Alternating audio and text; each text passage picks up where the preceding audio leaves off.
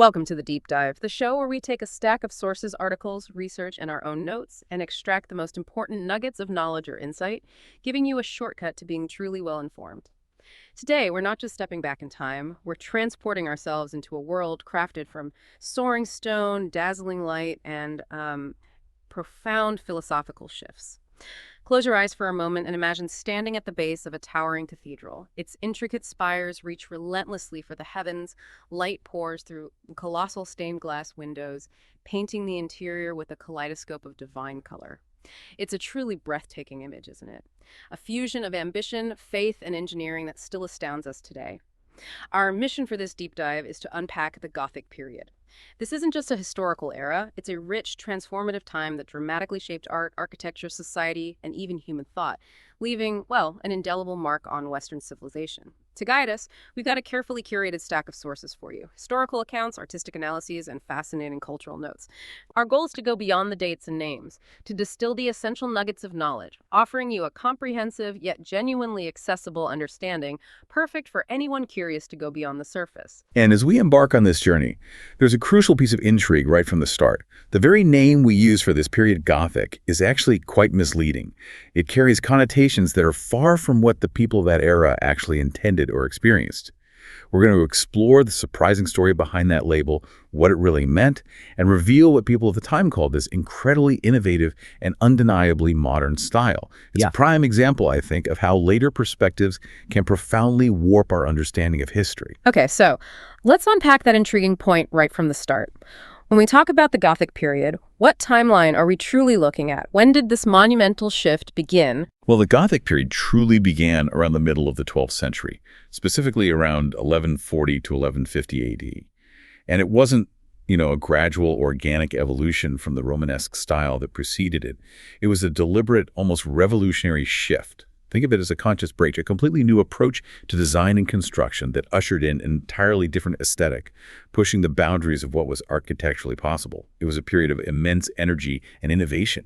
Right. And what's truly fascinating here is that the people living through this period, the architects, the artists, the patrons, they certainly weren't calling it Gothic. That's a later invention, isn't it? They had their own names for this groundbreaking, almost avant-garde style. Absolutely right. The terms they used themselves were Opus Modernum, which translates to modern work, or Opus Franciginum, meaning French work. These contemporary terms are incredibly telling. Opus Modernum perfectly captures its innovative, cutting-edge nature. It was new, it was forward-thinking, it was a radical departure, and Opus Franciginum highlights its geographical origin. This was distinctly a French creation, something born and developed in France before its influence began to radiate across Europe. The very fact that they considered it modern challenges our later perception of it as medieval or old. So if they saw it as modern and French, where did this Gothic label even come from, and why does it carry such a different, almost negative connotation today? That's where a significant historical bias comes into play, one that speaks volumes about how perceptions can be shaped across centuries. The name Gothic was coined much later during the Renaissance, specifically in the 15th and 16th centuries. Critics of that era were, obsessed with the perceived purity, proportion, and order of classical Greek and Roman art. For them, the intricate, soaring, often asymmetrical, and visually complex forms of this medieval style simply didn't conform to their newly rediscovered classical standards. So they used Gothic as a pejorative term, a way to express their scorn and disdain for anything they considered not classical enough. And it wasn't just about stylistic preferences, was it? There was this completely mistaken belief about its origins, linking it to something much more destructive. Precisely. These Renaissance critics mistakenly believed the style originated with the Goths, who were the so-called barbarian tribes, often associated with the fall of the Roman Empire and the destruction of classical civilization. The term Gothic was thus assigned to these grand monumental buildings that replaced classical forms, implicitly criticizing them as crude, unrefined, and the work of those who had supposedly brought down sophisticated civilization itself. There's a profound irony here. A style that was so innovative, so structurally revolutionary, so refined in its craftsmanship, was named after tribes associated with destruction and barbarity. It's almost a complete inversion of its true nature. Wow. So what does this initial misnomer mean for us today? Why does it matter so much how a historical period was named centuries after its peak? It matters because it highlights a powerful historical and cultural bias that we still contend with. It shows how later interpretations and prevailing cultural tastes can significantly shape and sometimes distort perceptions of earlier eras. Understanding this misnomer helps us peel back those layers of historical judgment and appreciate the Gothic period for what it truly was. A period of immense creativity, ingenuity, and profound spiritual aspiration, certainly not a regression to barbarism. It encourages us to question the labels we inherit and seek out the original intent and context. Right, to see it on its own terms. Speaking of ingenuity, when we talk about the very genesis of this style, one figure truly stands out, often credited as its inventor, and a specific pivotal place. Let's delve into the visionary work of Abbot Suger and the Royal Abbey Church of St. Denis. Abbot Suger was, without exaggeration, a pivotal figure, a visionary leader who genuinely shaped the direction of architecture. He was the abbot of St. Denis, a royal abbey church near Paris, and he oversaw its reconstruction. His specific contributions, designing the facade, the ambulatory, and the radiating chapels, created what is widely considered the first major structure of the Gothic style. It served as a powerful architectural landmark, almost a blueprint or a manifesto for what was to come. He was not just a builder, he was a patron with a profound intellectual and spiritual vision. And his vision wasn't just about making a bigger or more ornate building. There's a deep philosophical underpinning to his entire project, connected to something called Neoplatonism. How did these abstract philosophical concepts actually fuel the concrete architectural innovations we see at places like St. Denis and later the magnificent Chartres? What's truly fascinating here is the direct link between abstract philosophical concepts and tangible structural and aesthetic choices. Neoplatonism, which was a dominant intellectual current, emphasized the idea that material light was not just physical, but a direct manifestation of divine light.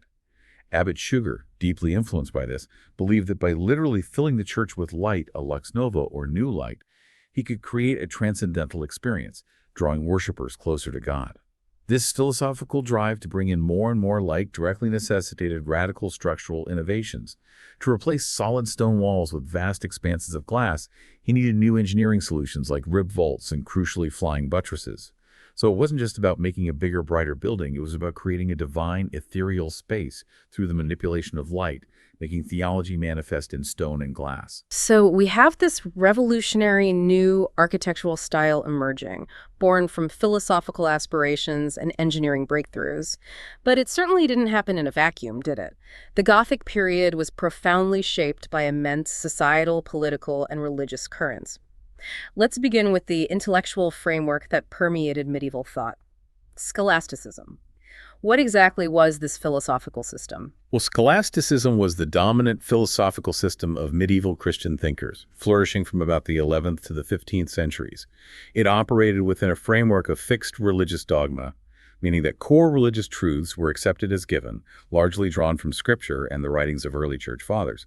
However, within that accepted framework, scholastic thinkers rigorously sought to solve a range of general philosophical problems using logic, dialectic, and systematic reasoning. It was a grand intellectual project to harmonize faith and reason. Okay. And these weren't just abstract musings confined to dusty monasteries. What were the core questions or philosophical tensions they grappled with that might have resonated with the broader society? Well, they grappled with some of the most fundamental questions imaginable. The precise relationship between faith and reason. For example, how do divine revelation and human logic intersect? They explored the interplay of will and intellect, the famous debate between realism and nominalism concerning the nature of universals, and even the provability of the existence of God through rational argument.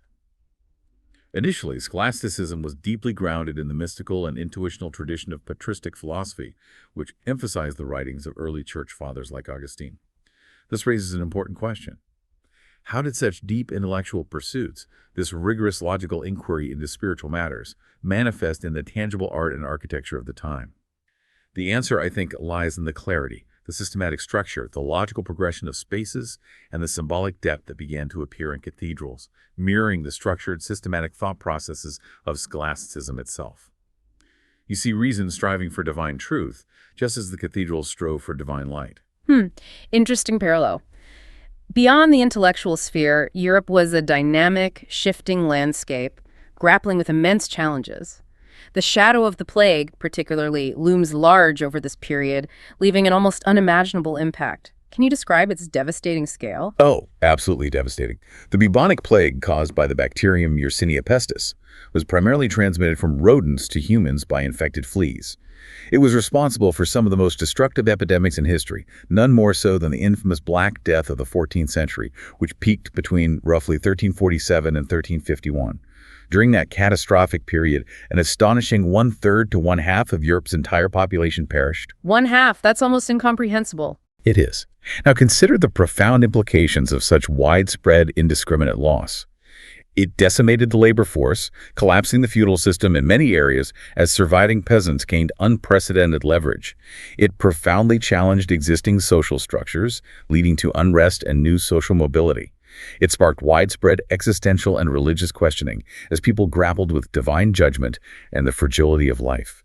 This led to dramatic shifts in wealth and power dynamics, ultimately reshaping the very fabric of society and influencing everything from economic systems to religious practices and even artistic themes, sometimes leading to more somber, mortality-focused art. So this catastrophic demographic shift was happening. What was the broader political climate like, particularly in places like France and England during this era? How were they organized? France and England at this time were largely organized under the pervasive feudal system. This meant a highly decentralized power structure. Land was held by nobles in exchange for military service and loyalty to a king, and the vast majority of the population, the peasants or serfs, were tied to the land. It was a hierarchical and often localized system of governance, with power diffused among many lords rather than concentrated in a strong central monarchy, though kings were continually trying to consolidate their power, of course. Okay, a decentralized system. How did that compare to Italy, which seems to have taken a different path? Italy presented a striking contrast. It wasn't a unified kingdom, but divided into numerous independent republics and dukedoms, think Florence, Venice, Genoa, Milan. While smaller cities were often subject to more powerful ones, city life developed with far greater freedom and autonomy in Italy. This was largely owing to the ongoing disputes and power struggles between the papacy, the Pope in Rome, and the Holy Roman Empire, based more in Germany. This constant contention for supreme authority created a kind of political vacuum, allowing Italian city-states to assert more independence, fostering environments highly conducive to trade, commerce, banking, and thus diverse cultural and artistic expressions. This autonomy likely led to the unique regional expressions of Gothic art and architecture we see in Italy, less focused on the soaring cathedrals of France and more on civic and commercial buildings like town halls and palaces. That makes sense. And then, of course, we have the Crusades, another major geopolitical and spiritual force of the era. What were their intentions, and what was their ultimate, perhaps surprising, outcome? The Crusades, spanning roughly from the late 11th to the 13th centuries, were incredibly complex endeavors, partly military and partly religious in intent. They represented a unique alliance where worldly kings and spiritual powers joined forces. Their stated aim was to free the Holy Land from infidels, referring primarily to Muslim control. However, despite several waves of crusading zeal and significant sacrifices, they were ultimately a strategic failure from a military perspective. The Crusade kingdoms established in the Levant were, step by step, retaken by the Turks and Mamluks, culminating in the fall of Acre in 1291, which effectively ended the major crusading efforts in the Holy Land. But even in their failure, did they have a lasting impact on Europe? Beyond the battlefield, was there an unexpected exchange? Yes, a profoundly significant one, and one that's often overlooked when focusing solely on their military outcomes. The repeated intense contacts with diverse cultures in the East, particularly Islamic civilization, but also Byzantine, undoubtedly brought new ideas, technologies, goods, and materials back to Europe. We see this influence in various aspects of life. New fabrics like silks and damasks, different styles in fashion, advances in mathematics, astronomy, medicine, navigation, and cartography. Arguably, even design motifs and scientific knowledge were absorbed. So while the primary military objectives weren't achieved, the Crusades inadvertently broadened Europe's horizons and accelerated the exchange of knowledge and goods, profoundly influencing the very fabric of medieval society. Fascinating. Moving from these broader societal currents to the spiritual core of the Gothic age, religion was, of course, paramount, shaping nearly every aspect of life. Who were some of the most influential religious figures and saints of this period? Oh, the Gothic age was profoundly influenced by great religious men and saints who offered new pathways to faith and devotion that resonated deeply with the populace. Notably, St. Francis of Assisi and St. Dominic emerged as central figures, each founding powerful new monastic orders, the Franciscans and the Dominicans, that would redefine religious life and engage directly with the burgeoning urban populations in a way older orders hadn't. St. Francis's movement, the Franciscans, seems to have had a particularly profound and somewhat radical impact, didn't it? Strengthening faith, but also maybe challenging the status quo. The historical importance of the Franciscan movement cannot be overstated. First, yes, it significantly strengthened Christian faith and stimulated religious emotion, especially among the growing urban populations who often felt disconnected from the wealthy landowning traditional monastic orders. By focusing on radical poverty, humility, preaching in the vernacular, and direct service to the poor and sick, the Franciscans made faith far more accessible and personal, reaching people where they lived and worked. Second, and this is truly fascinating, the Franciscan emphasis on individual spiritual worth and direct experience of Christ, combined with their rejection of worldly possessions, inadvertently played a role in weakening the power and influence of the rigid feudal establishment. St. Francis, in a way, brought a kind of democracy to religion in Europe, challenging the strict social hierarchies by emphasizing the spiritual equality of all believers before God, regardless of their social standing. It was a quiet revolution of the soul. A democracy of religion. That's a powerful idea. Despite this influence from the Franciscans, it sounds like the papacy itself still wielded immense, almost absolute power during this time. That's precisely right. Despite the Franciscan movement's democratizing tendencies at a grassroots level, the papacy continued to rule supreme in the Gothic age, particularly reaching a peak of power in the 13th century under popes like Innocent III. Their immense power wasn't just spiritual, it was deeply political. Popes could, and did, intervene directly in the affairs of states, famously demonstrating their ability to make and unmake kings, excommunicating monarchs, placing entire kingdoms under interdict, and even sanctioning crusades against secular rulers they deemed heretical or defiant. They exercised significant spiritual and temporal authority across Europe, acting as a powerful, unifying, and sometimes, let's be honest, divisive force. Okay. And then we have the Dominicans, founded by St. Dominic. They seem to have had a slightly different but equally significant role, particularly in the intellectual sphere, maybe as rivals to the Franciscans. The Dominicans, or the Order of Preachers, founded by St. Dominic, were in many ways a spiritual counterpoint, and yes, sometimes rivals to the Franciscans. While Franciscans championed poverty, preaching, and direct service, the Dominicans' primary task was combating unbelief and heresy, guarding the purity of Orthodox Catholic faith. They were conceived as an order of preachers to refute heresy through reasoned argument. This mission led them naturally to a deep concern for theology and rigorous intellectual inquiry. They became renowned as brilliant scholars and teachers, establishing themselves prominently in the burgeoning universities of Europe like Paris and Bologna. Their most prominent figure was the towering intellect of St. Thomas Aquinas, whose systematic theological and philosophical writings, particularly the Summa Theologica, became the leading light of the University of Paris and profoundly shaped Catholic doctrine for centuries. This connection between a religious order focused on intellectual rigor, the systematic study of theology, and the leading university of the age is a crucial insight into the period's emphasis on synthesizing knowledge and faith. And it wasn't just abstract ideas. Religious practices had a direct, profound impact on the very architecture we still admire today. For instance, the widespread veneration of the Virgin Mary led to a specific architectural addition in English churches, didn't it? Indeed. The immense homage paid to the Virgin Mary, a devotional fervor that swept across Europe in the 12th and 13th centuries, directly influenced architectural design, especially in England. This devotion often led to the building of lady chapels, typically magnificent spaces constructed as a prolongation of the eastern end of churches or cathedrals, dedicated specifically to her.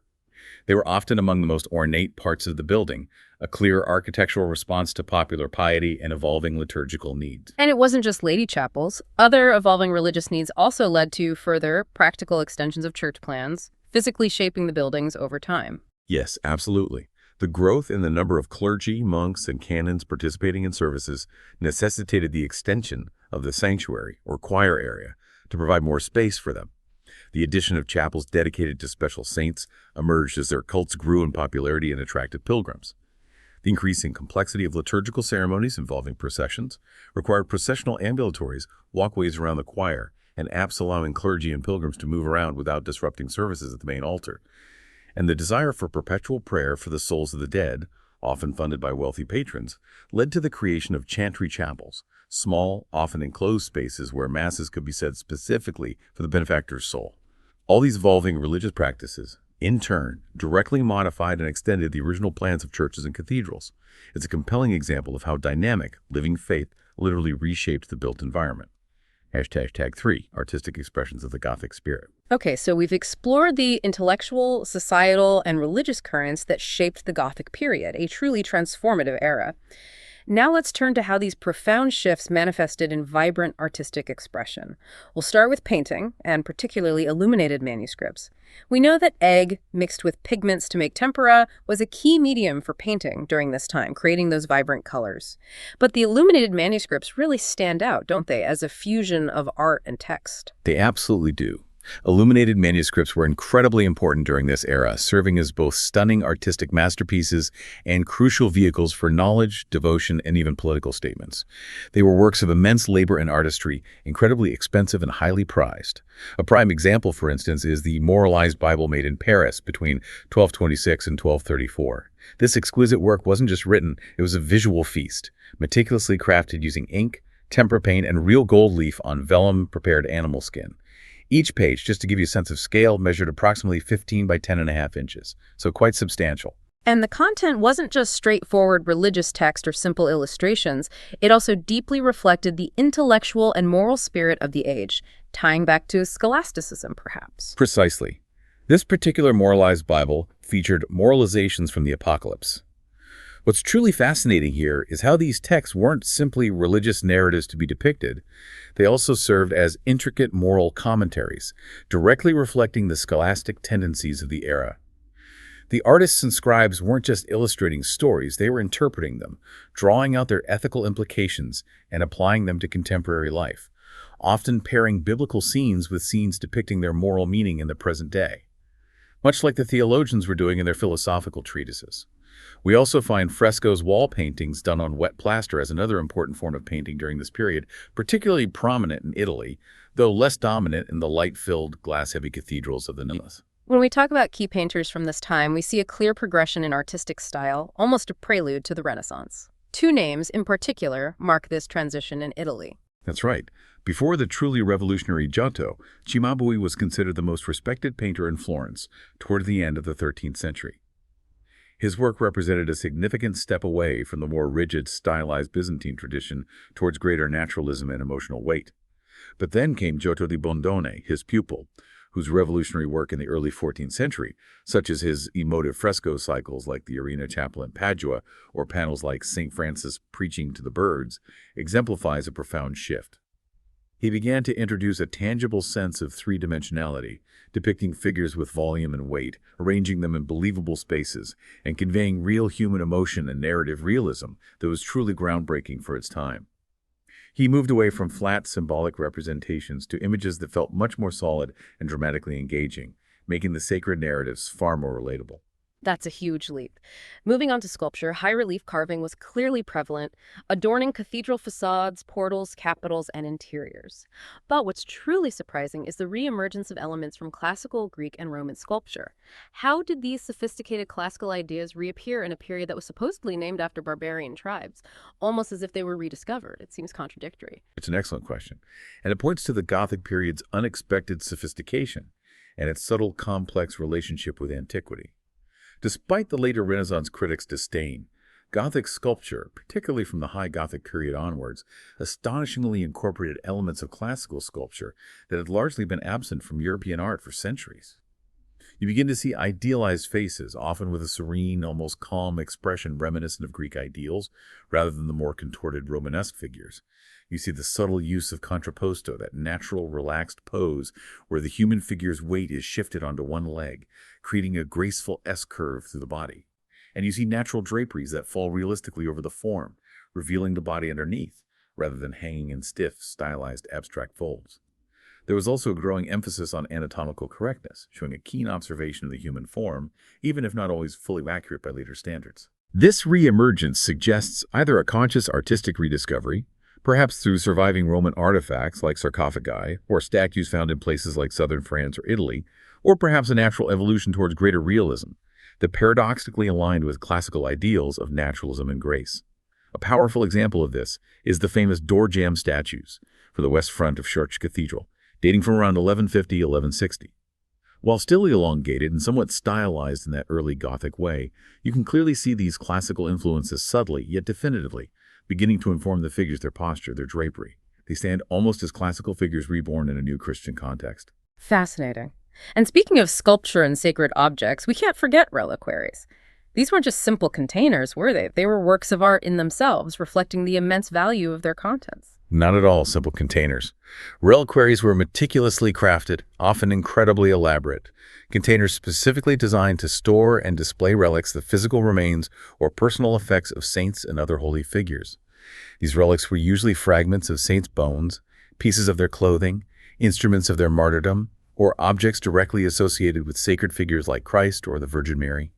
The immense, almost incalculable value placed on the relics themselves. They were literally considered more valuable than precious stones and more to be esteemed than gold. Believed to possess miraculous powers and provide a direct link to the divine, meant that their containers had to be equally magnificent and precious.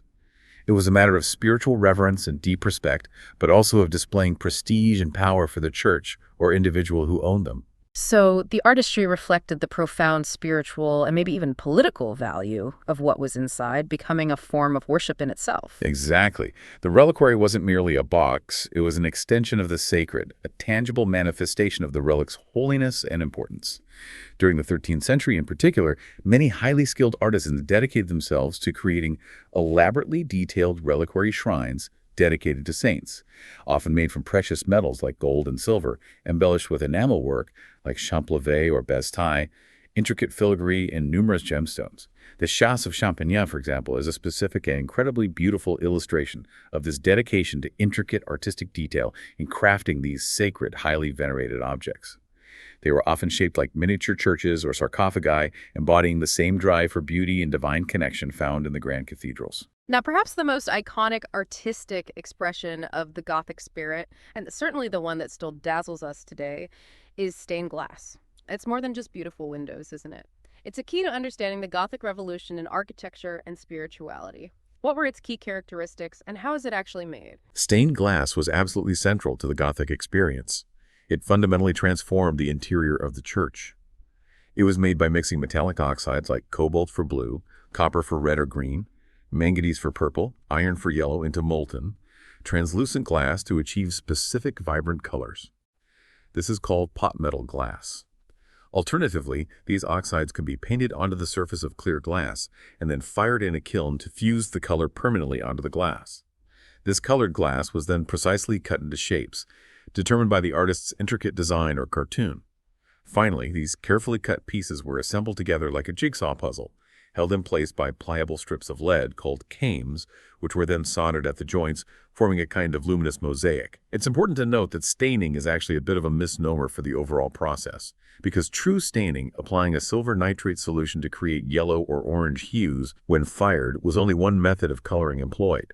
And surprisingly, the best medieval glass made little use of it, relying more on the rich colors of the pot metal glass itself. These massive windows also had an essential armature of iron bands, essentially a grid of iron bars built into the stone opening, providing crucial structural support for these often immense and heavy glass panels against wind pressure and their own weight. And we have some truly incredible examples that have survived for centuries, like the Virgin and Child and Angels window at Chartres Cathedral. That one even has a miraculous story connected to it, doesn't it? The Virgin and Child and Angels, Notre Dame de la Belle Verrière, Our Lady of the Beautiful Window at Chartres, dating largely from around 1170, with later 13th century side panels added after the fire, is indeed iconic. It's revered for its stunning beauty, particularly the deep Chartres blue, and its historical significance.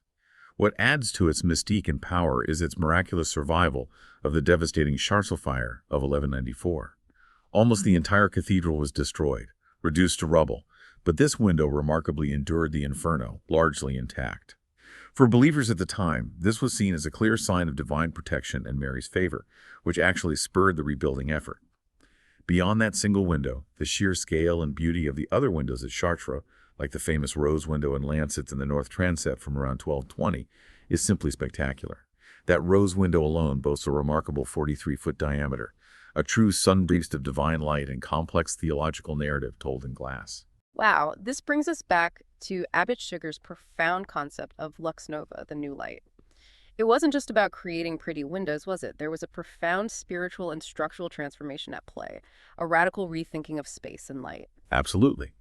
This is where the engineering genius of Gothic architecture meets its theological purpose head-on.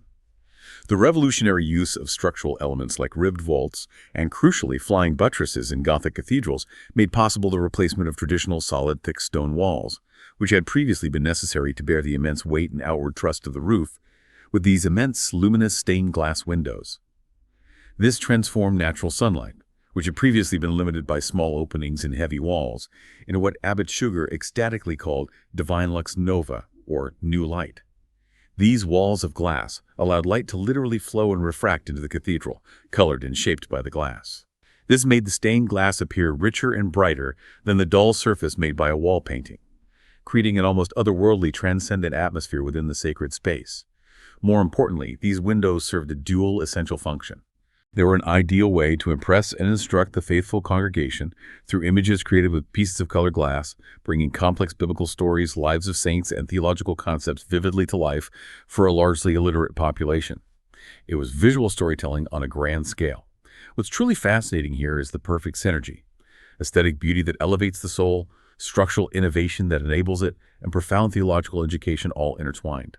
The light itself became a sermon, a medium for divine revelation. And the specific colors used contributed immensely to that vibrant, immersive visual impact, creating a distinct Gothic palette that we can still recognize today, those deep blues and reds. Yes, Gothic art, especially in stained glass from the 12th and 13th centuries, is defined by its bold, jewel-like palette. It prominently featured deep, saturated hues such as deep violet, the famous intense royal blue, especially a shard, ruby, rich red, emerald green, rich gold, or yellow, and contrasting ivory white or clear glass. These strong, vibrant colors were integral to creating the immersive, radiant experience within the cathedrals, making the figures and narratives within the glass glow with an inner light, almost as if illuminated from within by divine energy. They were deliberately chosen to evoke a sense of awe, mystery, and spiritual uplift. When we talk about the Gothic period, what often comes to mind first, and perhaps most vividly, are the magnificent cathedrals, those soaring expressions of human aspiration and engineering prowess. Architecture truly is the heart of the Gothic style, isn't it? As we discussed, it originated in 12th century France and lasted into the 16th century, and during the period itself, it was proudly known as the French style, or Opus Modernum. It absolutely is the beating heart.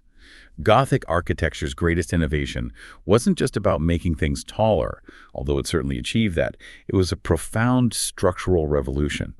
It involved the translation of the heavy, often fire-prone wooden roofs of earlier Romanesque and Christian basilicas into incredibly sophisticated stone, brick, and cement ribbed vaults. This wasn't merely a material change. It was a fundamental re-engineering that concentrated the roof's weight onto slender piers and columns rather than spreading it across thick walls. This allowed for unprecedented heights, expansive, unified interiors, and that revolutionary approach to wall construction, turning them into membranes of glass. It changed everything about how large churches could be built and experienced. Right, and that core structural innovation led directly to a whole set of characteristic features that we now associate uniquely with Gothic cathedrals, almost defining their very DNA. What are the key ones? Indeed. The fundamental role in defining the Gothic aesthetic, and more importantly, its structural integrity, belongs to the pointed arch. Unlike the semicircular rounded Romanesque arch, the pointed arch could bear more weight vertically and, crucially, direct that weight and outward thrust more efficiently downwards towards the piers. It also offered much greater flexibility in spanning spaces of varying widths, while keeping the arches at the same height, which was essential for vaulting complex areas like ambulatories. Then there are the ribbed vaults themselves. These are not just solid curved ceilings, but skeletal frameworks of stone arches, the ribs, spanning diagonally, transversely, and longitudinally across a bay. The panels between the ribs, the webbing, could then be filled with lighter masonry.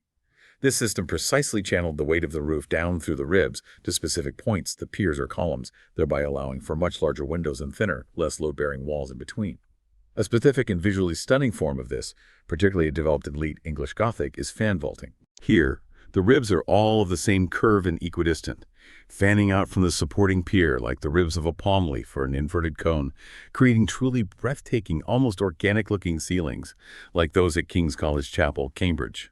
And the exterior features, particularly those ingenious inventions that literally supported these enormous structures from the outside, allowing them to reach such dizzying heights and hold those vast windows. That brings us to the flying buttresses. These are perhaps the most visually distinctive and structurally innovative external feature of Gothic architecture, especially French High Gothic. Their core purpose is to counteract the outward thrust generated by the high stone vaults of the nave and choir, essentially propping up the upper walls from the outside.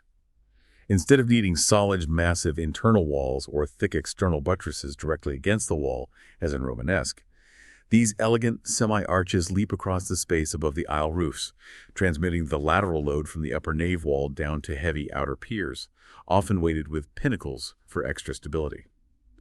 They provide this crucial load-bearing capability in a lighter and far more economical form than solid masonry, and crucially, they free the interior walls to become those massive windows we discussed.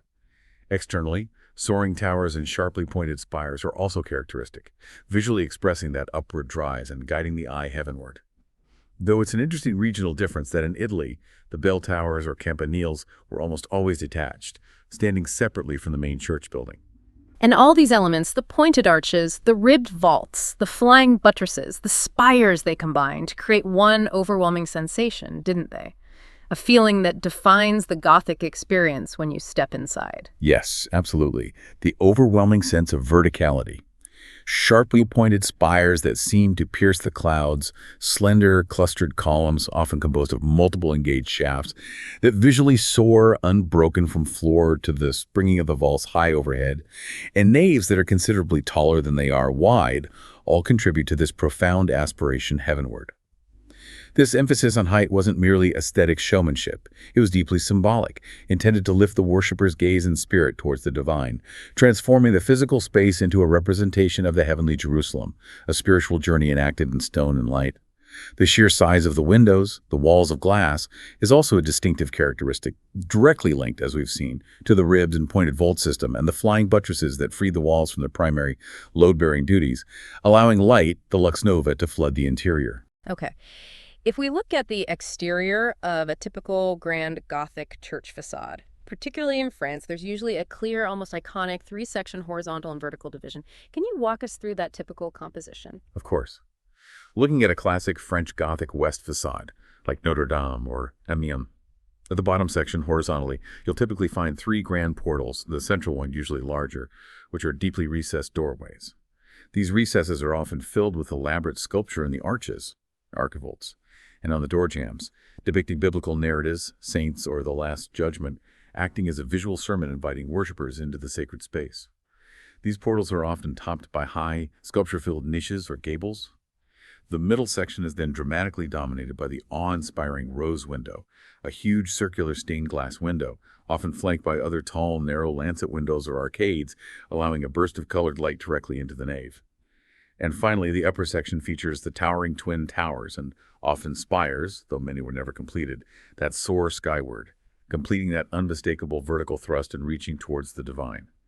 Vertically, the facade is also often divided into three parts by strong buttresses, reflecting the internal division of nave and aisles. This clear, structured, tripartite division is a hallmark of French Gothic design, reflecting order and hierarchy. Now, Gothic architecture wasn't a static style that appeared fully formed. It evolved and transformed through distinct phases over its centuries-long span, adapting and changing. Can you outline those for us, illustrating the progression? Absolutely. It's helpful to think of it in phases, though the dates are approximate and styles often overlapped or varied regionally. The initial phase is known as Early Gothic, spanning roughly from 1120, with Abbot Chigger's work at St. Denis, up to about 1200. This is the foundational period where the core innovations, the painted arch, ribbed vault, and nascent flying buttresses, first emerged and were tentatively explored. Structures tend to be a bit heavier, retaining some Romanesque solidity, like at Notre Dame in Paris or Lyon Cathedral. This was followed by High Gothic, roughly from 1200 to 1280. This is considered the classical period of Gothic, a time of consolidation, refinement, and expansion, where the style reached its peak of structural logic, height, and luminosity. It's exemplified by the great cathedrals like Chartres, rebuilt after 1194, Reims and Amiens. Structures became taller, lighter, and more unified. Within High Gothic, from about 1230 to 1325, we see the emergence of the Renaissance style. This isn't so much a structural shift as an elaboration of decoration, characterized by radiating lines, Renaissance, and the tracery of rose windows and other openings, extremely thin mullions and ever larger, thinner windows, creating vast walls of glass. Sainte-Chapelle in Paris is the prime example. Finally, we have Late Gothic, generally considered from 1280 up to around 1500, varying by region. This phase saw further elaboration and complexity, sometimes moving away from the pure structural logic of High Gothic towards more decorative effects. This includes the flamboyant style in France, roughly 1370s onwards. This term literally means flame-like, and it describes the incredibly complex, highly decorative detail of this late phase, where tracery takes on undulating, swirling, S-curve flame-like patterns, pushing ornament and virtuosity to its extreme. We also see distinct late Gothic styles emerge in England, Perpendicular, Germany, Gothic, and Spain. Okay, that provides a great framework. Let's embark on a grand tour, a whirlwind survey of some of these masterpieces by region, starting, of course, with France, the very birthplace of the style. We absolutely have to begin with Notre Dame Cathedral in Paris. What makes it stand out? Notre Dame Cathedral in Paris is undeniably one of the oldest and most iconic French Gothic cathedrals, begun in 1163, making it primarily early Gothic in its core structure, though construction continued for centuries. Its west front is considered one of the grandest, most balanced compositions in France, with its distinctive, harmonious twin towers, though lacking original spires, and the western gable cleverly hidden by a pierced screen or gallery connecting them. You'll find those three deeply recessed western portals, each intricately carved with biblical narratives, like the famous Last Judgment on the central portal, a range of statues and niches, the Gallery of Kings above the portals, and the striking circular wheel window or rose window. Its plan is typical for a large, early Gothic cathedral. A wide central nave originally with 4 stories, arcade, gallery, triforium, clerestory, later modified. Double aisles flanking the nave and choir, transepts a small projection that barely extend beyond the side aisles, and the famous chevet arrangement at the east end with its double aisles wrapping around the apse and supporting exterior radiating chapels. While magnificent, it's noted that the clarity of the lateral facades was somewhat spoilt visually by later chapel additions between the buttresses in the 13th and 14th centuries, but it remains an early, powerful, and hugely influential statement of the style. And of course, famous for its early flying buttresses supporting the high nave vaults. Then there's Chartres Cathedral, often revered as France's model church, almost a perfect embodiment of the High Gothic ideal after its rebuilding. What makes it the model? Chartres Cathedral truly is considered a model, largely because it was rebuilt rapidly and cohesively in the High Gothic style, after a devastating fire in 1194 destroyed most of the earlier church, except the west front and crypt. This allowed for a completely new, unified High Gothic design executed relatively quickly, mostly 1194 to 1220. Its plan is distinctive for having strongly marked transepts that project significantly, each crowned with 2 towers, though not all completed with spires, giving it a more pronounced cruciform shape than Notre Dame. It's truly remarkable for the sheer volume and quality of its surviving 13th century fine statuary on its north and south transept porches, which tell elaborate biblical stories and theological concepts in stone, with a new level of naturalism and complexity. It's also famed for its almost complete set of original stained glass, including the spectacular rose window in the northern transept, offering perhaps the most complete visual experience of a High Gothic interior. And structurally, its unique flying buttresses are noteworthy. Unlike simpler ones, Chartres buttresses feature 3 arches, one above the other, connected by radiating balusters or colonnettes, a stunning and robust engineering solution that allowed for its expansive clerestory windows and stable high vaults. It's a cohesive masterpiece, almost perfectly preserved in its 13th century form, making it a touchstone for High Gothic. And Amiens Cathedral, how does it fit into the French Gothic narrative? Is it the biggest, the tallest? Amiens Cathedral, began just slightly later than Chartres' rebuilding, in 1220, is generally referred to as having the quintessential or typical French cathedral plan carried to its logical extreme in terms of height and lightness. It boasts impressive side aisles and a western facade that somewhat resembles Notre Dame in its tripartite division, but it pushes the boundaries of height and structural daring even further. It's often cited as the purest expression of the High Gothic style, characterized by its extraordinary interior height, about 144 feet to the vault, the tallest completed in France, its incredibly slender piers, and the immense glass areas of its clerestory and triforium, creating an effect of soaring verticality and skeletal structure. While maybe not the largest overall, it achieved the greatest height and sense of luminous volume. Rheims Cathedral also stands out, particularly for its sculptural program and its historical role as the coronation church of French kings. Yes, Rheims Cathedral, begun in 1211 after a fire, is famous as the traditional coronation site for French kings, which influenced its design and rich decoration. It boasts a truly fine plan, similar in scale to Amiens. Its west front features 3 deeply recessed portals, even more richly ornamented with sculpture than Amiens, including famous smiling angels and geom figures that almost detach from the wall, showing advanced naturalism. The portals are topped by intricate gables filled with sculpture. What's distinctive about its upper portion is that the traditional rose window is surmounted by a magnificent row of colossal statues of kings in tabernacles, the Gallery of Kings, carried dramatically between the 2 towers rather than an open tracery arrangement. This gives it a powerful, cohesive sculptural presence, emphasizing its royal connections.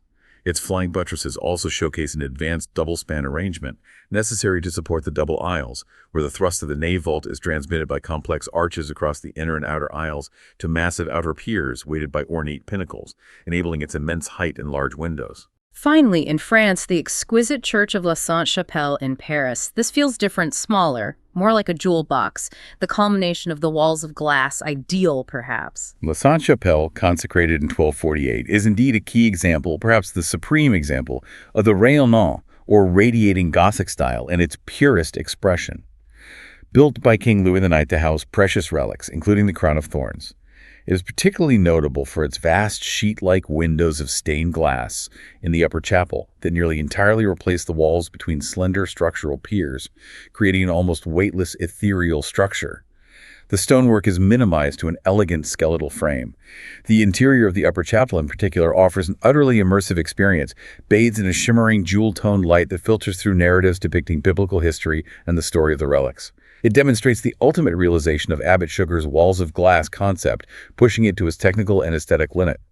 It's less about massive volume like the cathedrals and more about creating an intimate, intensely colored heavenly space. Amazing. Okay, moving across the channel to England, how did Gothic develop there? We should probably revisit the Cathedral Basilica Saint-Denis, even though it's in France, just to re-emphasize its foundational significance before looking at English examples. Yes, it's worth briefly reaffirming its immense importance. Saint-Denis, though geographically in France, is the foundational architectural landmark because Abbot Sugar's choir, consecrated in 1144, was the very first major structure to intentionally bring together the key elements of the Gothic style: the pointed arch, the ribbed vault, and large stained glass windows. Each chapel bay in the ambulatory features a pair of large stained glass windows supported by delicate columns and pointed vaults. Crucially, for the first time, the ambulatory, the walkway around the choir, and the radiating chapels merge seamlessly to form a series of continuous, flowing spaces filled with colored light. This broke free from the segmented, compartmentalized feel of Romanesque choirs and created a template for lightness and spatial fluidity that would influence structures across Europe, including England. Got it. So, turning to England proper, a prime example often cited for its distinct English character is Salisbury Cathedral. What makes it typically English? Salisbury Cathedral, constructed primarily between 1220 and 1258, is a superb example of the English early Gothic style, often just called Early English, known for its harmonious, unified design because it was built relatively quickly on a new site. It features a magnificent central tower topped by the tallest spire in Britain, added later in the 14th century, a feat of engineering. Unusually for most English cathedrals, which often evolved over centuries on restricted urban or monastic sites, Salisbury was erected on a level, open site, surrounded by the green sward of a wide cathedral close. This allows its exemplary style to be seen in its entirety. Key English features include its long horizontal emphasis compared to French cathedrals, a double transept plan, 2 sets of crossing arms, and a square east end instead of the rounded French apse with radiating chapels.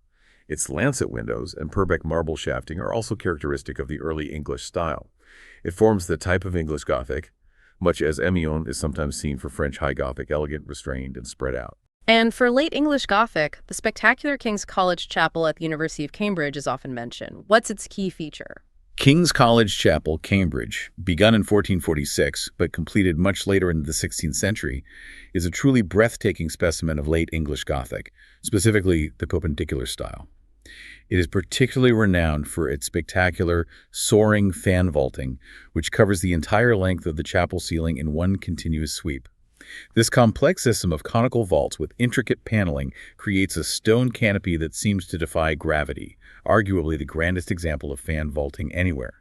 Combined with its huge stained glass windows filling the walls between slender buttresses, it represents the culmination of the English perpendicular style's emphasis on vertical lines, flattened arches, extensive glass, and decorative vaulting. Right. Heading south now to Spain. How did Gothic architecture manifest there? Did it absorb unique local or perhaps even Moorish influences? In Spain, Gothic architecture often arrives slightly later than in France, and frequently fused with strong local traditions, including influences from Islamic Moorish art, particularly in decoration, creating unique hybrid styles. The old Salamanca Cathedral, Catedral Vieja, built between roughly 1120 and 1178, showcases early Gothic elements like ribbed vaults, but significantly features a distinctive ornate, melon-shaped dome over the crossing of its nave and transepts, known as the Torre del Gallo. This feature shows clear influence from southern French Romanesque models from Aquitaine, indicating a regional adaptation rather than a direct import from northern France. Toledo Cathedral, a vast high Gothic example begun in 1226 on the site of a mosque, is about the same length as other major European cathedrals, but is strikingly nearly 50 feet wider, giving it an immense sense of horizontal breadth, which is characteristic of Spanish Gothic. It uniquely features a massive choir enclosure, coro, placed right in the middle of the nave, west of the crossing, a common Spanish feature that breaks up the long vista. It also has a singularly shallow apsidal sanctuary, and, dominating the east end behind the altar, an immense retablo or reredos, a huge altarpiece screen of richly carved and gilded wood flanked by arcaded tiers, typical of Spanish churches. And the sheer, overwhelming scale of Seville Cathedral sounds truly immense, maybe the biggest of them all. Seville Cathedral, built mainly between 1401 and 1506, is indeed a late Gothic marvel of colossal scale. It was consciously erected on the site of the city's former Grand Mosque, with the ambition of being so large that future generations would think its builders mad. It is often cited as the largest medieval cathedral in any country, by volume, with the notable exception of St. Peter's in Rome, which isn't Gothic, and possibly Milan, depending on how you measure. Its rich vaulting is loaded with ornate bosses at the intersections of the ribs, though the sheer complexity and scale can sometimes make its structural lines feel a little overwhelming or confused. To give you a sense of its size, it has a central nave and 4 side aisles, 5 aisles in total. One aisle alone represents the size of the nave and choir of an entire large abbey church, and this scale is repeated across its width. The great central nave is about 55 feet wide and reaches a stunning 130 feet high. Numerous large chapels also surround the church, equal in depth to the aisles, adding to its vast footprint. It even retains the mosque's minaret, the Giralda, converted to a bell tower. We also see the presence of Mudejar architecture in Spain throughout this period. This isn't strictly Gothic, but a fascinating hybrid style created by Muslim artisans working under Christian rule, which beautifully incorporated Islamic decorative techniques like intricate brickwork, geometric tile patterns, azulejos, and carved plasterwork, yeseria, into Gothic and Romanesque structures. A truly unique fusion of cultures visible in many Spanish buildings. An amazing fusion. Okay, across the Mediterranean to Italy. How did Gothic manifest there? It seems to have taken a slightly different aesthetic direction, maybe less focused on height and light than the French. Italy's Gothic, true to its independent spirit and strong classical heritage, often diverged significantly from the Northern European, particularly French, model. There was less emphasis on extreme height and dematerialized walls filled with stained glass.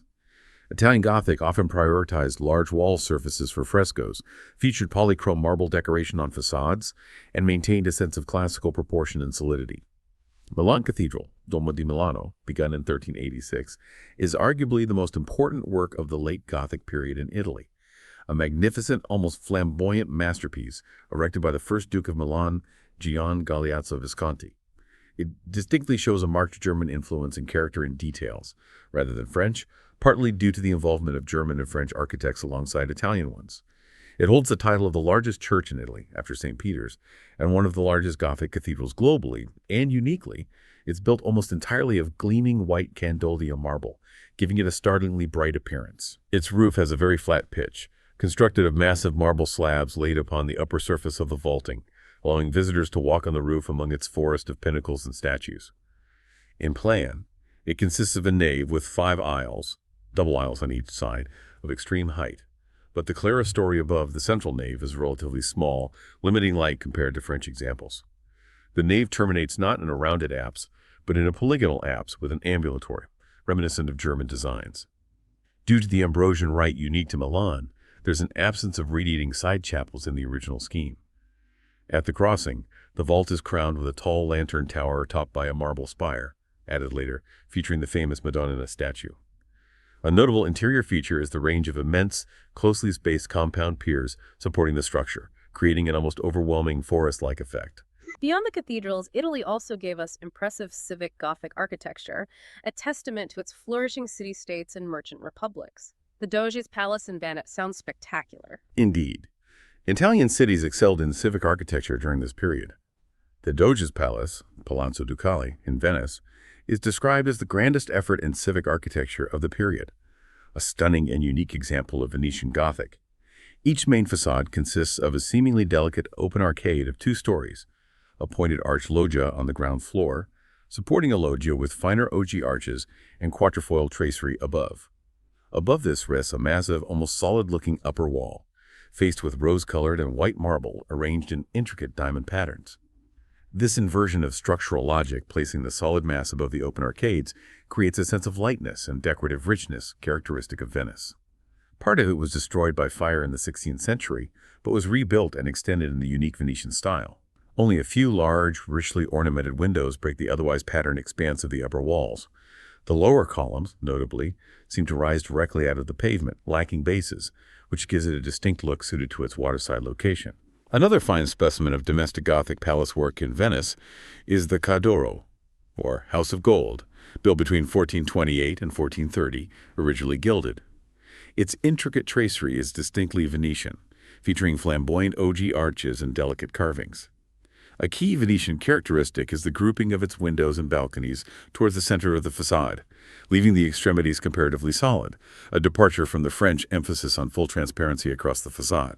And finally, heading north to Germany, with its truly monumental Cologne Cathedral, it sounds like it rivals the French giants in scale and ambition. Cologne Cathedral, Kölner Dom, begun way back in 1248, but famously not completed until 1880, though following the original medieval plans, is regarded as the great cathedral in the Gothic style in Germany, and one of the largest in the world.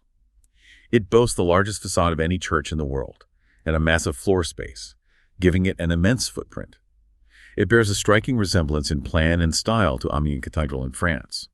Its eastern portion, the choir, is considered a direct adaptation, almost a copy, of the French High Gothic model, showing the strong influence from France. It aimed to surpass even the French achievements in height and lightness. It has an extreme width across its nave and aisles. While the magnificent choir, with its incredibly tall ambulatory and radiating chapels, was completed relatively quickly in 1322, the remainder of the building languished for centuries before being completed with astonishing fidelity to the original 13th-14th century design in the 19th century, a major feat of the Gothic. The clear width of the nave between piers is a remarkable 41 feet 6 inches, and the nave vault is an astonishing 155 feet in height. The choir slightly lower at 150 feet, giving an impression of even greater, almost dizzying verticality than Amiens.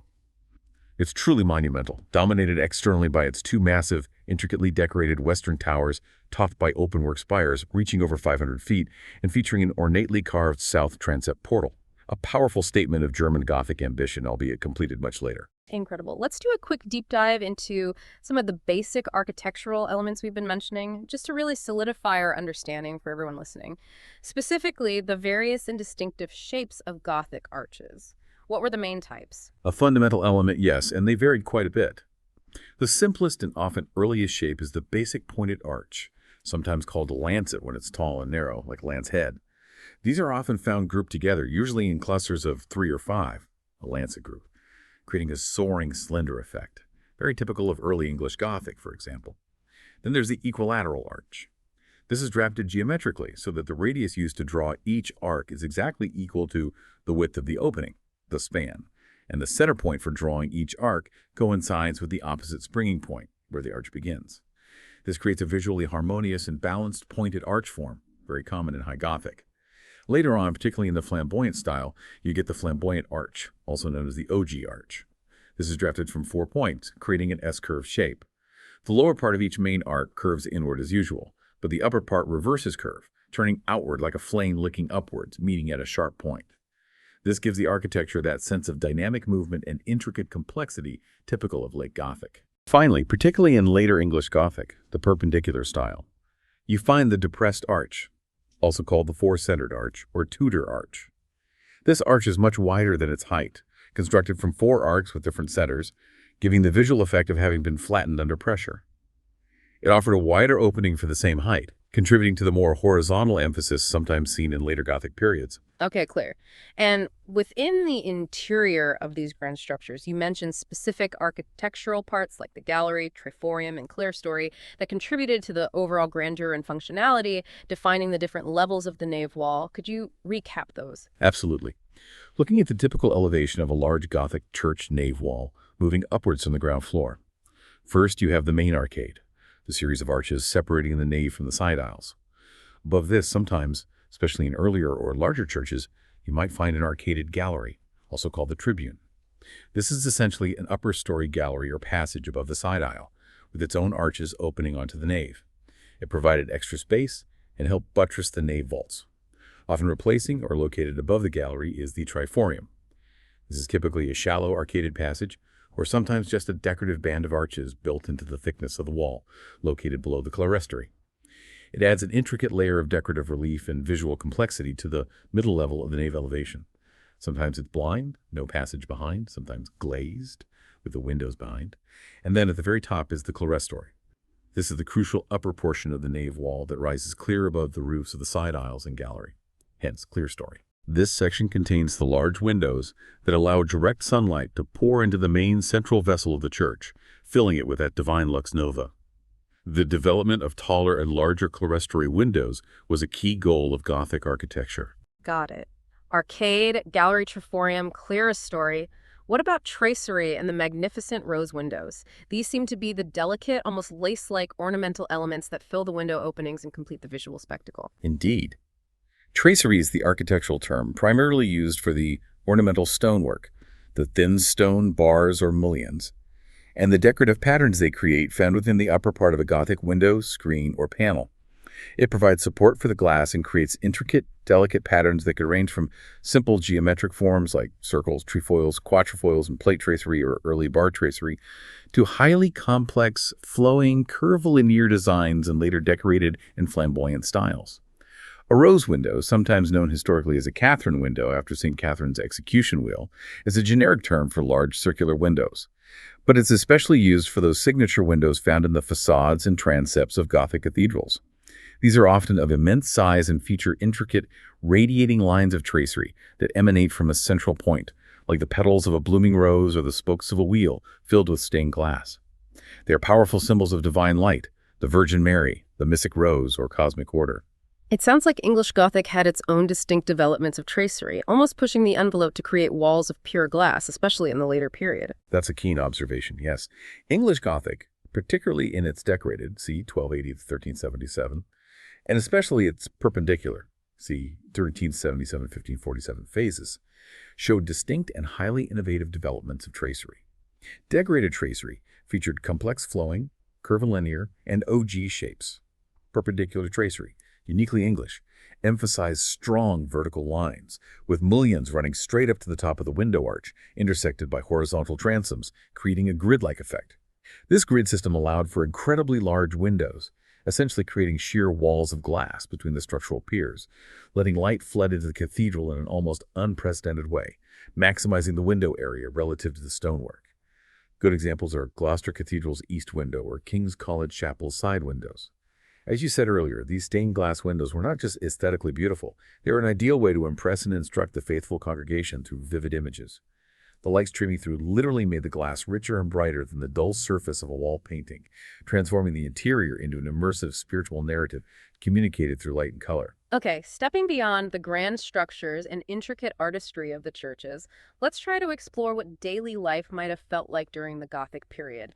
How did fashion evolve for clergy and commoner alike? What underlying societal forces influenced these changes in what people wore? Well, daily life, and thus fashion, was deeply intertwined with the broader currents of the era, just like architecture. The new religious spirit, particularly the ideals of humility and simplicity promoted by the mendicant orders like the Franciscans, certainly influenced certain sartorial choices, perhaps leading to less ostentation in some quarters, though countered by growing wealth elsewhere.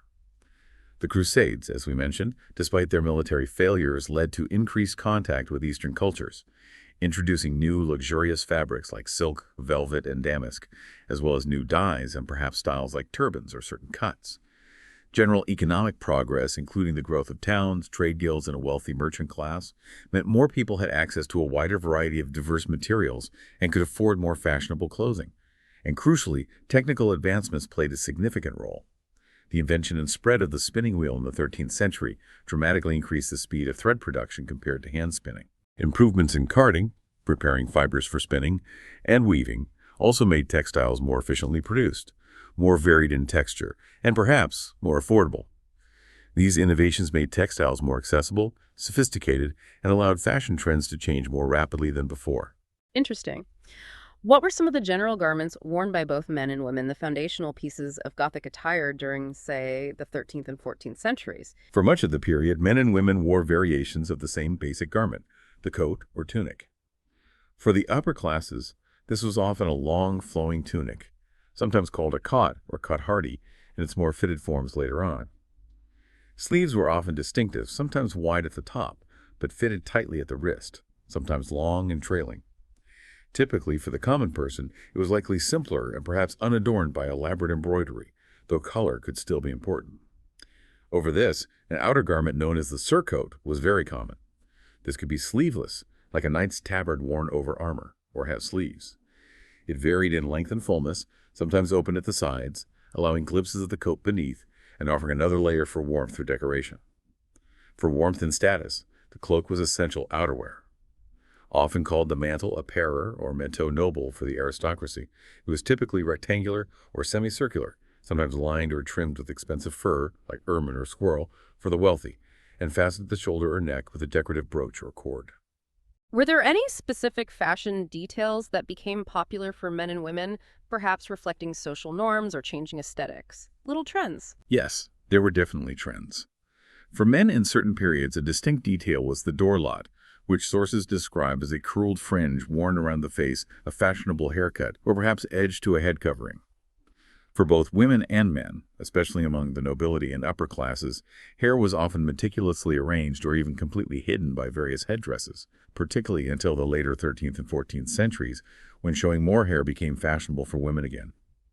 These headdresses could be quite elaborate. The simple coif, a close-fitting linen cap tied under the chin, worn by men and women. The circlet, a decorative metal band worn around the head like a crown, often by noble women. Intricate tressoirs or cauls. Netted structures or bands that enclose braids or coiled hair arrangements at the sides or back of the head. And frontals, ornamental bands worn across the forehead. The wimple, covering the neck and chin, was also common for married or respectable women. For footwear, soft leather shoes and ankle boots were common. Light, short boots called estivo were apparently very popular, perhaps practical for both walking and riding in various conditions. Pointed toes, polanes or krakos, became extremely fashionable, sometimes reaching absurd lengths in the later Gothic period. Right, those crazy pointed shoes. Military attire, of course, was essential for the feudal period, an age of knights and warfare. What did a knight or soldier typically wear into battle? Military attire evolved significantly, but for much of the High Gothic period, mail armor was dominant. The core piece was the hauberk, a long defensive shirt, usually knee-length or longer, made entirely of interlinked iron mail rings, providing flexible protection against cutting weapons. This was often supplemented with a mail collet for the neck and a mail coif, hood, for head protection, worn over a padded cap, arming cap, and under a metal helmet, like a simple helm or later a great helm. Mail sleeves, haubergeons sometimes had integrated mittens, and mail hose or leggings, chausses, fastened up the back of the leg, extended protection to the arms and lower body. Over the shiny, heavy mail, knights began wearing a fabric coat of arms or surcoat, often displaying their heraldic emblems for identification on the battlefield. This also served practical purposes, camouflaging the shiny mail, protecting it from rain and rust, and preventing the metal from heating up too much in the sun, especially during the Crusades and hot climates. Later in the period, plate armor elements like breastplates, greaves, pauldrons started being added over or replacing mail for better protection against crushing blows. That makes sense. Yeah. And the elaborate episcopal costume of the clergy, the bishops and archbishops, that must have been a powerful visual statement reflecting their elevated status and sacred function. What did that involve? Episcopal costume was indeed extraordinarily elaborate and deeply symbolic, designed to convey authority, piety, and spiritual grandeur during liturgical ceremonies. It consisted of several distinct layers worn over basic clerical attire. An alb, a long white linen tunic symbolizing purity, often with embroidered decoration called apparels at the hem and cuffs. The emic, a rectangular linen cloth with ties worn around the neck and shoulders, originally a hood. Then the stole, a long narrow band worn around the neck signifying priestly authority. And over that, the dalmatic, a richly decorated tunic with wide sleeves, originally worn by deacons but adopted by bishops. And finally the main outer vestment, the chasuble, a large, often ornately embroidered poncho-like outer garment symbolizing charity. Accessories were equally significant and symbolic. The manipule, a strip of fabric worn over the left forearm, originally a napkin, episcopal gloves often embroidered with a cross, the distinctive tall, mitre-shaped mitre worn on the head by bishops and abbots, and the trozier, a pastoral staff. Early forms of the papal tiara, a triple crown, were also developing, as worn by figures like St. Gregory depicted in art. It painted a very vivid picture of clerical dress, emphasizing their sacred role and hierarchical status within the church. Very detailed. Okay, moving inside, beyond the soaring cathedrals, what did interior design and secular spaces look like during the Gothic period? What were the common interior finishes, and how did they reflect the function of the space, say, in a castle or manor house? Interior finishes in secular spaces, especially grander ones, were often designed for both aesthetics and practicality, particularly providing warmth and reducing drafts in large stone buildings. Walls, especially in the main halls and private chambers of the wealthy, often featured painted decoration directly on the plaster, or increasingly, tapestries, which became very famous and highly prized, particularly after 1400 with centers like Arras and Tournai. These woven hangings were not just incredibly beautiful narrative artworks. They provided crucial insulation against the cold and damp stone walls and added vibrant color and texture to the room. Wooden paneling on the lower parts of walls also became common. When we consider ceilings, they were often beamed, sometimes intricately carved or painted in important rooms.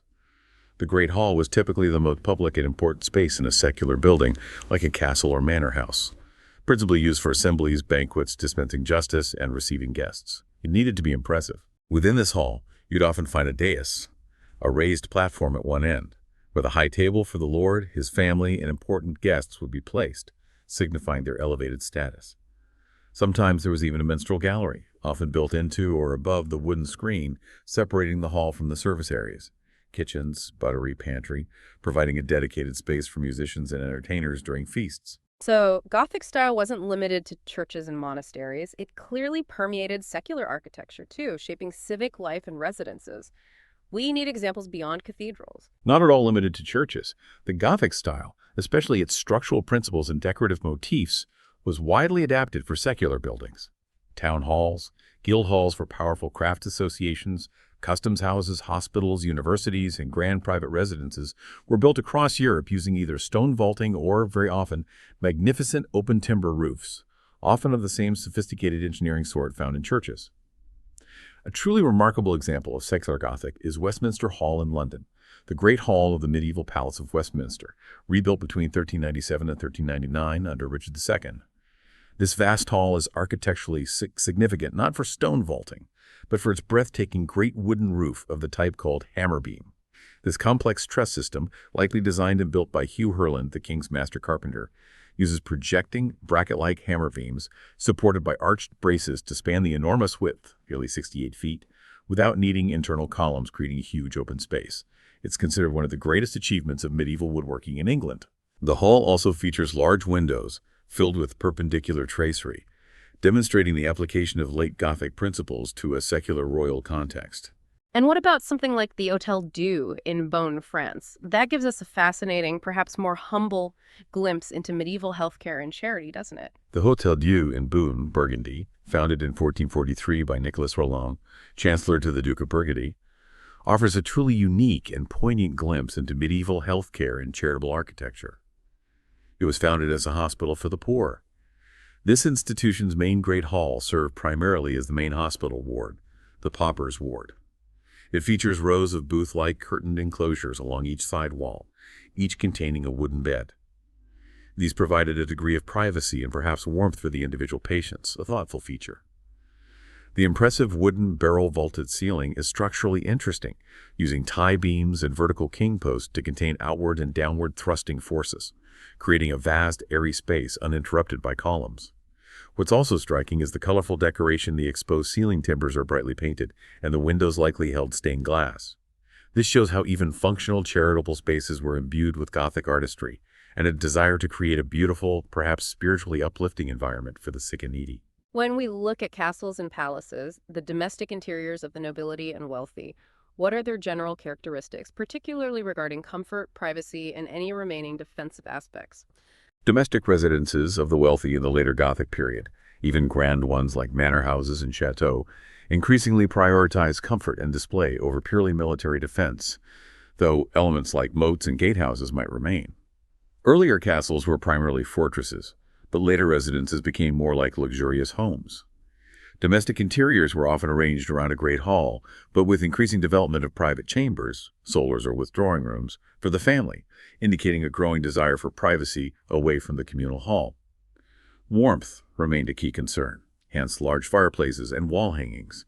Take Haddon Hall in Derbyshire, England, for instance, which has parts dating from the 12th to 17th centuries, offering a snapshot of evolving domestic life. Its medieval banqueting hall, with sturdy stone walls, a timber gable roof with tie beams, and pointed arch windows, was the primary gathering space.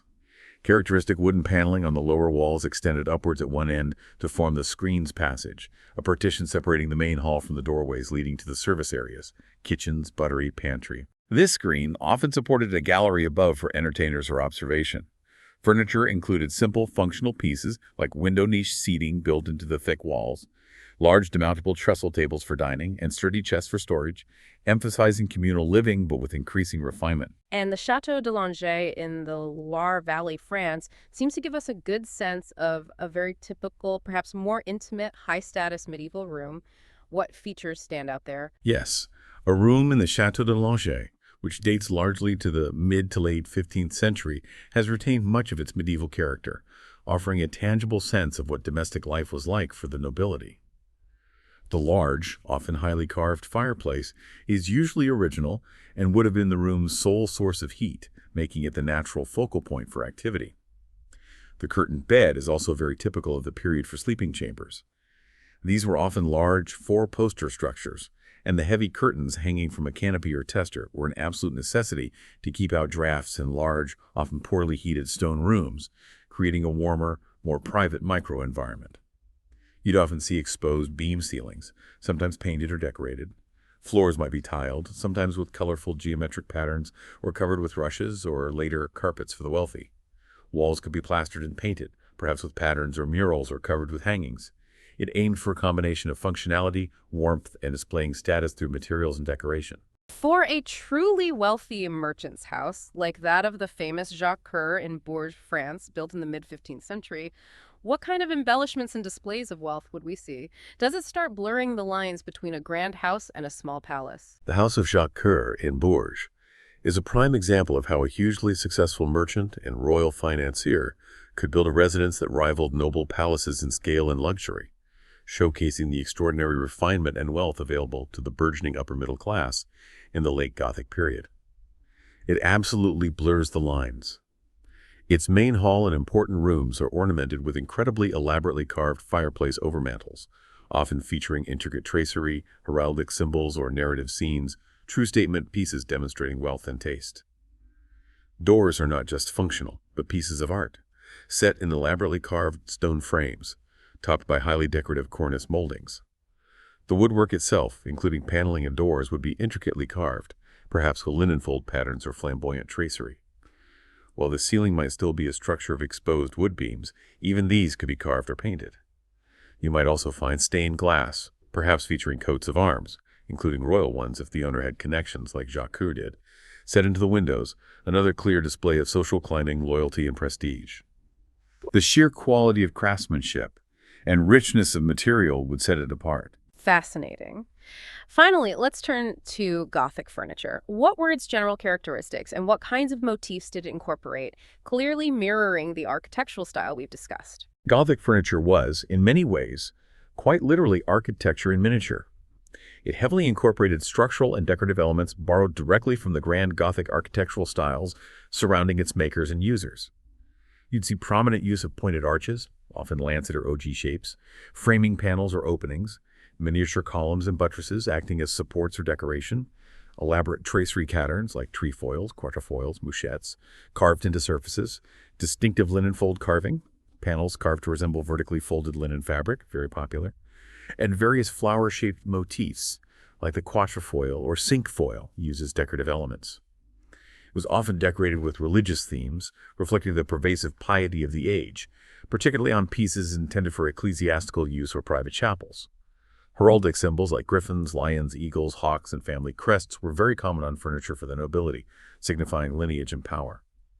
Floral themes, such as the stylized royal fleur-de-lis associated with French royalty, were also popular. Common types of furniture included large, sturdy chests, coffers, and sideboards, dressoirs or cupboards, essential for storing clothing, linens, bedding, plate, and other valuables. Beds became increasingly elaborate. Specialized pieces like chess game cabinets existed for entertainment. Extension tables suggest adaptability for dining. An important point is that the context of frequent warfare and the itinerant nature of feudal lords who often moved between their various castles and manors influenced furniture design, particularly for storage. Chests needed to be portable, acting almost like luggage, influencing their sturdy construction and sometimes simpler forms, although highly decoration examples certainly existed for more permanent settings. Did distinct regional styles emerge in furniture as well, just as they did in architecture? Can you give us some examples, say from Italy or England? Definitely. Regional variations are quite noticeable.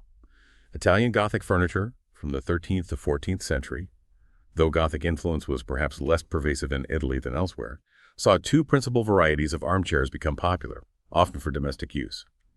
The dantesca chair, which was based on the ancient Roman sellicuralis form. It typically had two intersecting X-form supports, one front, one back, often with decorative carvings or inlay, secured by runner feet connecting the front and back legs on each side. It often had leather or fabric seats and backs stretched between the frame. The Savonarola chair was even more distinctive, named much later after the Florentine friar. It consisted of multiple, often 7 or more, serpentine or straight X-shaped stays pivoted at the center, forming both the legs and the seat supports. The lower ends of the stays were secured by a runner foot, and the upper ends formed the arms, often terminating in carved motifs. This design allowed the chair to be folded, making it somewhat portable. Both show a lingering connection to classical forms, reinterpreted. Moving north, English Gothic furniture, particularly from the 14th to 15th century, had its own character. The chair itself remained a relatively rare object, primarily a symbol of authority reserved for the lord of the manor, the head of the household, or high-ranking clergy. These were typically made of sturdy oak, very rectilinear and boss-like in construction, often with a high-paneled back, solid paneled sides forming the arms, and a storage box, coffer, base beneath the seat. They were notable for their solidity and permanence, almost throne-like. Stools were the usual form of seating for almost everyone else. These were often simple and functional, commonly of trestle form with splayed end supports connected by a stretcher, or simpler three-legged stools. For storage, besides chests, the ambry or aumbry was a significant piece. This was essentially a large cupboard, sometimes freestanding, sometimes built into a wall recess. It was used for storing various items: wardrobes, valuable books, church ceremonial vessels in an ecclesiastical context, or even overnight food rations in monastic settings. They often featured simple carved decoration or pierced ventilation panels of storing food. And French Gothic furniture from the 15th century seems particularly rich in detail and quite grand, maybe reflecting the flamboyant style in architecture. Yes, French Gothic furniture from the 15th century, particularly later in the century, often displays a remarkable richness and complexity, echoing the elaborate decoration of the flamboyant architectural style. Chairs remained relatively rare compared to stools and benches, but were similarly rectilinear and box-like when they existed, often with high-paneled backs and arms. A common feature was that the portion below the seat was enclosed as a coffer or chest, with the seat being hinged for storage access, a very practical combination of seating and storage. These chairs, especially high-status ones, often featured elaborate carved decoration. Prominent finials, decorative ornaments projecting upwards from the corners, carved pointed arches, intricate flamboyant tracery motifs, and those characteristic linenfold panels. Specific examples sometimes mentioned include the Dagobert chair, a folding X-chair type, though the original is much earlier, and imposing throne chairs, specifically reserved for lords, often featuring canopies and majestic details. You'd also see popular, often whimsical or even grotesque, carved motifs like the gargoyle motif and fierce chimera legs, used as supports on chairs, chests, and other pieces, believed, as we discussed with architectural gargoyles, to ward off evil spirits. What about other seating and the various types of storage pieces in France? It sounds like display was important. For more common seating, there were various stools, often called escabeau or escabelle in French.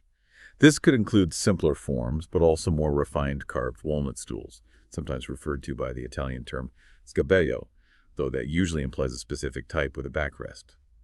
A settee, essentially a long bench with a back and arms, would also feature the characteristic carved decoration. Finials, pointed arches, and tracery motifs, providing seating for multiple people. In terms of storage and display pieces, the French Gothic period saw several important types. The dressoir was a key piece, essentially a sideboard, often featuring multiple open tiers or shelves above a cupboard base, designed specifically for displaying valuable plate, silver, and gold dishes. The number of tiers allowed often indicated the owner's rank. The credence, from which we get credenza, was originally a serving or buffet table used for holding food and drink before it was served, or sometimes for displaying items. In an ecclesiastical context, it held liturgical vessels, and the armoire was a large, often two-door cupboard, used primarily for storing clothes or other household goods. Examples like the walnut dressoir, with flamboyant tracery, and the carved oak buffet, showcase the high level of craftsmanship. Notably, the buffet or dressoir, often located prominently in the Great Hall, perhaps behind the high table or throne chair, served as a large construction of stepped tiers specifically for grandiose display of wealth and status through the exhibition of precious metalware. And those more fantastical decorative elements like gargoyles were really popular then. Ah, yes. Gargoyles, which technically spout water, and other fantastical or monstrous creatures, often called grotesques when purely decorative, were immensely popular as carved motifs on furniture, choir stalls, roof bosses, and architectural details. It was widely believed that these fearsome, often ugly or comical figures had apotropaic power, that they would frighten away evil spirits and ward off misfortune, acting as spiritual guardians for the building or object they adorned. They add a layer of fascinating medieval beliefs and imagination to the objects. For tables, the trestle table remained very common for dining. This typically consisted of a long, flat wooden top resting on two or more removable trestle supports.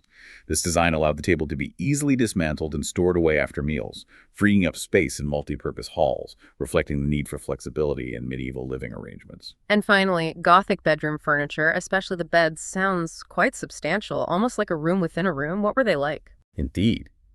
Gothic bedroom furniture, particularly for the wealthy, featured increasingly substantial and elaborate beds. By the later Gothic period, the iconic four-poster bed had emerged. These were massive structures with posts supporting a canopy or tester above, from which heavy curtains could be hung. They often featured intricately linen-fold carved valances, the decorative panels hanging from the canopy, and heavily carved and decorated posts and bedsteads, sometimes incorporating architectural motifs like tracery or pinnacles. These beds were not just places to sleep, but often the most significant and expensive piece of furniture in a private bedchamber. They provided a crucial degree of privacy, warmth, by enclosing the sleeper in curtains against drafts, and were a major symbol of status within large, sometimes sparsely furnished open rooms. They were truly architectural in their design and presence, reflecting the grand style even in these more private spaces. Moving beyond furniture, what other decorative art stood out during the Gothic period, adding richness and symbolism to daily life and sacred spaces? Tapestries seem especially important. Tapestries became a major decorative art form, especially in the later Gothic period, 14th and 15th centuries, flourishing in centers like Paris, Arras, and Tournai in modern Belgium.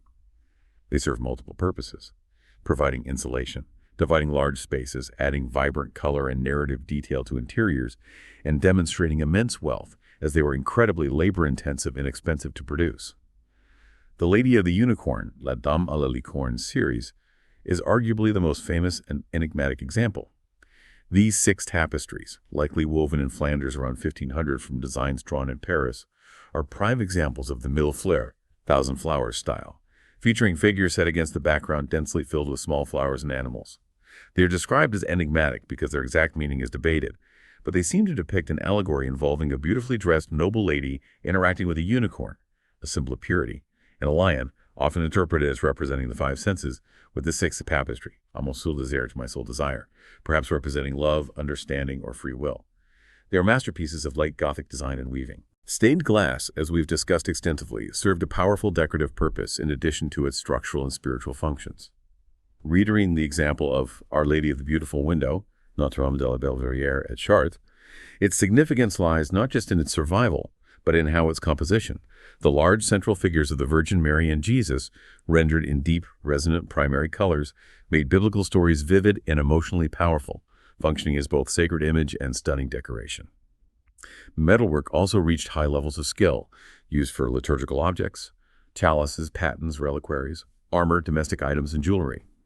An example like the simple silver spoon mentioned in the sources, with its elaborately engraved and plated stylized motif, shows that even relatively everyday objects for the wealthy could be imbued with Gothic artistry and decorative patterns current in the period. These decorative arts, along with the architecture and furniture, truly define the rich, symbolic, and often highly detailed aesthetic of the age. We've covered a tremendous amount of ground today, journeying through the Gothic period. Wow. From its surprising, mislabeled origins and its monumental architectural marvels, to the nuances of daily life, the impact of plagues and philosophies, and the vibrant artistic expressions that defined it.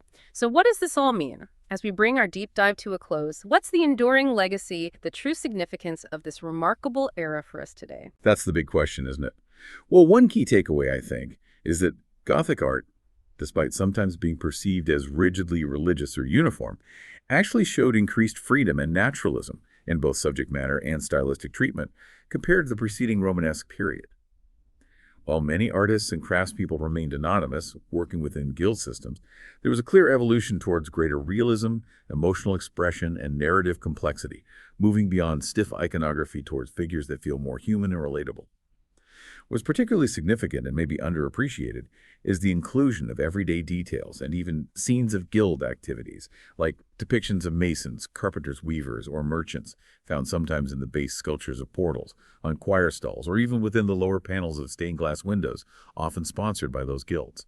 This indicates a broader representation of contemporary society within religious art, going beyond just biblical figures and saints, to include the lives and contributions of common people, particularly the rising urban classes. It makes the sacred spaces feel more connected to the daily realities and labors of the faithful who built and used them. Bringing the everyday into the sacred. It also seems abundantly clear from everything we've discussed that the Gothic age represents an undeniable high point for the power and influence of the Christian Church in Western Europe. Its immense spiritual authority, its intellectual dominance through scholasticism, and its ability to mobilize vast resources were deeply and grandly expressed through its architecture and art. These weren't just buildings, they were profound statements of faith, authority, and collective devotion on an unprecedented scale. Absolutely. The sheer scale, the ambition, the astonishing artistic and engineering detail poured into these cathedrals, abbeys, and churches underscore the Church's central, almost omnipotent role in medieval society. It possessed the intellectual framework provided by scholasticism, the spiritual drive fueled by new mendicant orders alongside traditional monasticism, and the economic and political power to commission, fund, and organize these monumental projects that often took centuries to complete. But, and this is a crucial nuance, it's also important to connect the aspirational character of these soaring cathedrals, their relentless verticality, their pursuit of divine light, their sheer audacity, to the emerging power and independence of common people, particularly in the growing towns and cities. This raises an important question for us. How did these monumental projects, often funded not just by kings and bishops, but by entire communities through collective effort, donations, local pride, and even direct labor contributions from various guilds, reflect a growing collective spirit and a sense of shared civic and religious identity, even in an age dominated by feudalism and the supreme power of the papacy? These cathedrals were often built by the people of a city for the people, acting as powerful symbols of urban pride, communal aspiration, and a tangible link between their earthly community and the province of the divine. They weren't just imposed from above, they were embraced and became focal points of civic and spiritual identity, monuments to collective achievement as much as to God.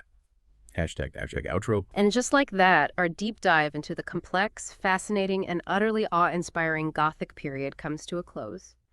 We've journeyed from its misnamed origins, exploring its true identity as Opus Modernum, the modern work of its time, to its vast architectural innovations like those gravity-defying flying buttresses and intricate ribbed vaults that allowed for those truly breathtaking walls of stained glass.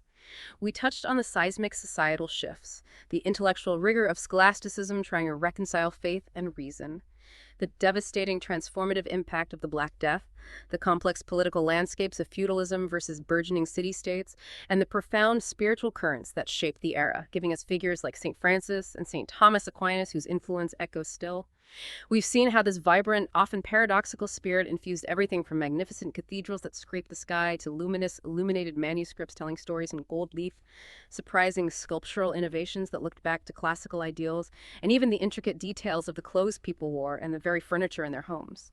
Hopefully, this deep dive has offered you a true shortcut to being well-informed, packed with surprising facts and fascinating interconnected insights into a world both distant and strangely resonant. As we conclude, I'd like to leave you with one final provocative thought, perhaps something to mull over.